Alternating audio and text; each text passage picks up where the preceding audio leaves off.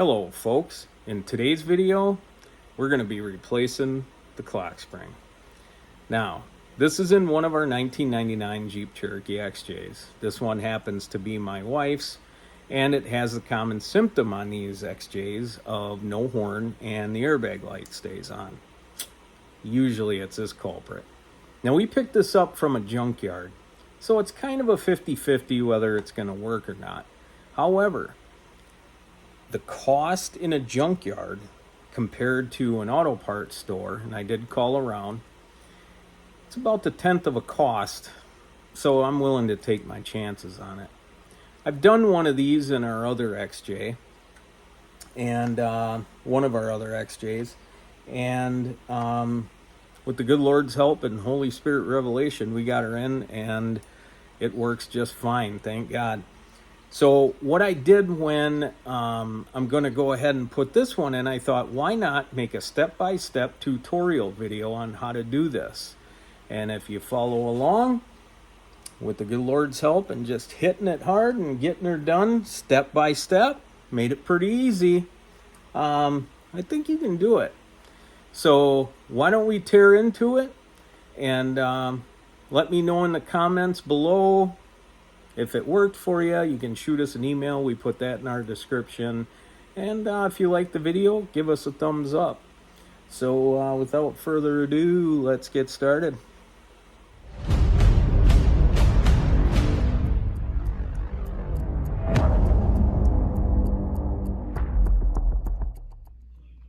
Right now in this current state, we do not have a horn. And when the vehicle is turned on, we have an airbag light that will not go off.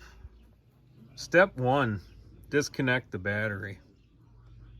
Step 2, behind this here and on the other side of the steering wheel, there's a 5/16 bolt right inside there.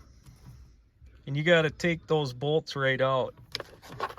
This is going to loosen up this, which is your airbag. Keep in mind when you pull this off to keep track of where your wires are hooked up on the back side of this airbag. With these 5/16 bolts out, now we can remove the airbag with the battery disconnected, of course. With the airbag removed, notice we have this yellow harness plugged right into the back of the airbag. We also have this black wire coming down, connecting to this red wire on our airbag.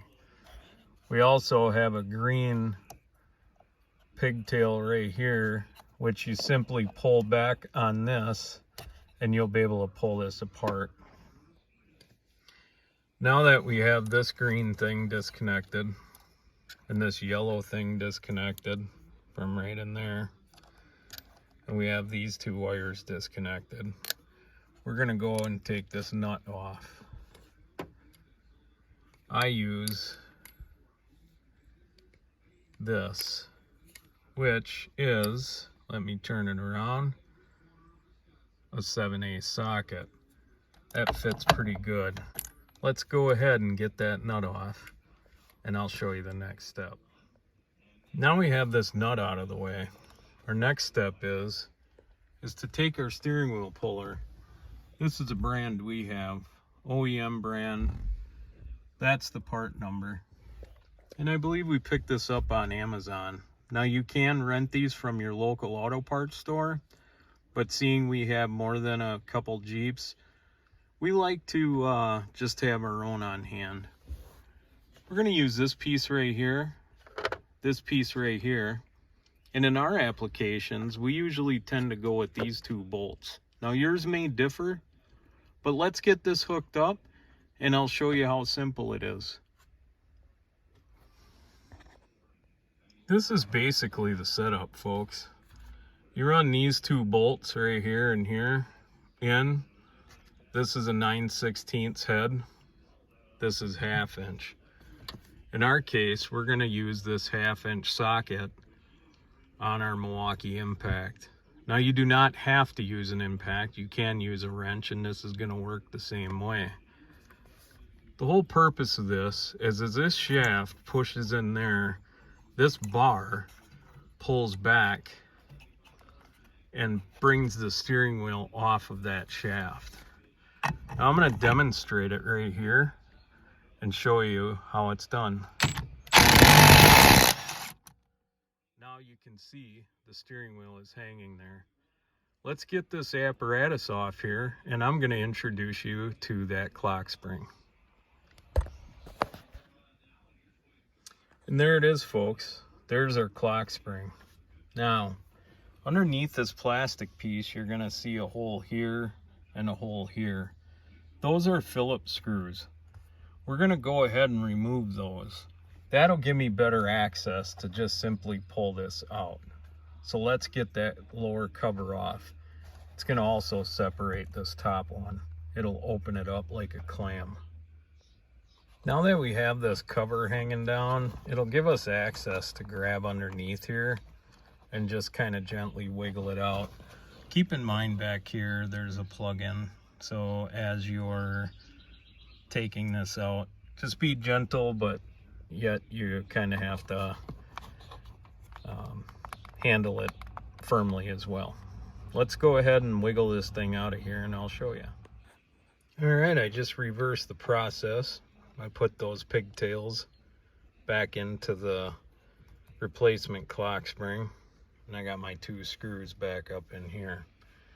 Now we're going to go ahead and place the steering wheel back on after we hook up, after we take the nut and put back on here and just tighten it up. That's all right, folks, so we just reversed the process. This is our replacement clock spring. We put the 2 pigtails on the back, got it set up just like the old one was. And now we're going to go ahead and put our steering wheel back on.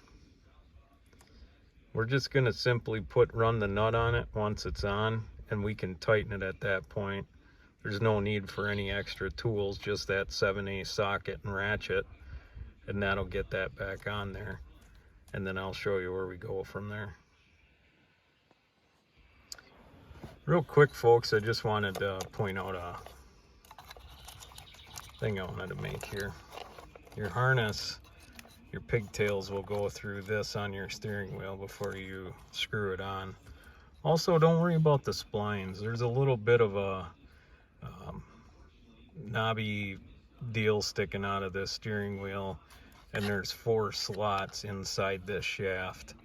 So you really can't screw it up as far as marking and finding out the splines and all that stuff. So it's pretty dummy proof on that.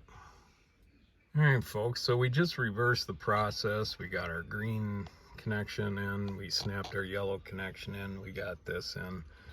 As far as the nut goes, you don't have to get too terribly crazy, but you do want to make sure this is seated back and that this is nice and tight. Again, don't get crazy with the torque.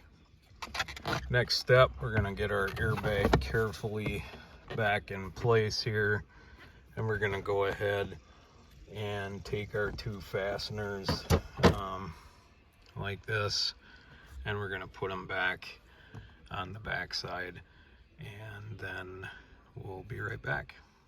All right, folks, we got this button back up with our 2 bolts on the back side. We're going to go ahead and hook up our battery.